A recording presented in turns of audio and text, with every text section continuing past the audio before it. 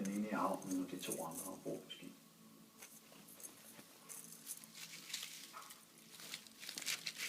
Det forstår jeg ikke.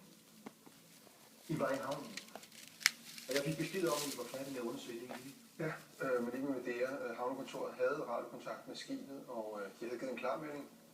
Men det viser sig nok nu, at det var gerningsmanden, vi talte med. Hvad gør I nu? Jeg vil gerne vide, hvad I gør for at finde hende. Vi har sat en eftersøgning i gang til kasseordenen lige nu. Men der er gået lang tid nu, og I siger, hun er sammen med en eller anden, der har slået 3 mennesker ihjel.